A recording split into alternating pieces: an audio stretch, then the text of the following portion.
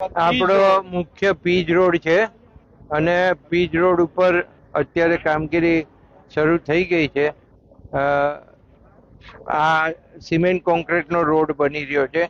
એ 1 કિલોમીટરનો છે અને 1200 મીટરનો એ પેવર પ્લાન્ટથી કરવાનો છે, એટલે ડામરનો રસ્તો થવાનો છે. એમાં કેનાલની આગળનો રસ્તો પેવરથી કરી નાખ્યો છે.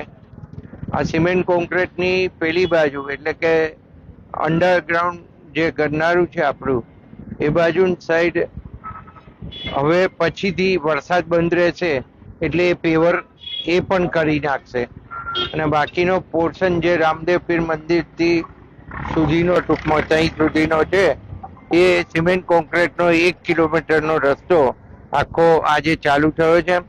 આમાં આમ તો ડિપાર્ટમેન્ટલ કામ છે એટલે ગવર્મેન્ટ કોન્ટ્રાક્ટર છે, એના મશીનરી એમની છે અને અલ્ટ્રાટેક ના પ્લાન્ટ ઉપરથી આ માલ લઈ અને એની કામગીરી ચાલી રહી છે. અને સરકારે આના બધા જ નમૂના લઈ અને ઘેરીની જે લેબોરેટરીમાં છે એમાં ટેસ્ટિંગ પર કરવાનું હોય છે, તો એ પણ અહીંયા આગળ ચાલુ છે અને એના બોક્સ અહીંયા આગળ મૂકેલા જ છે.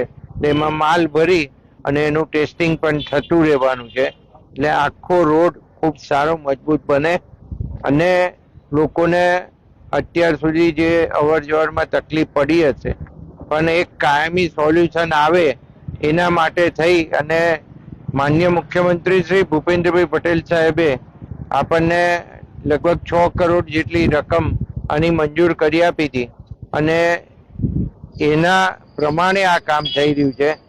રોડની બંને બાજુએ જે ગેપ રાખવાની છે એ ગેપમાં થઈને પાણી એ વચ્ચે જે સ્ટોર્મ વોટર ડ્રેન જાય છે એમાં જતું રહે એવું પણ અહીંયા કરવાનું સૂચન કર્યું છે.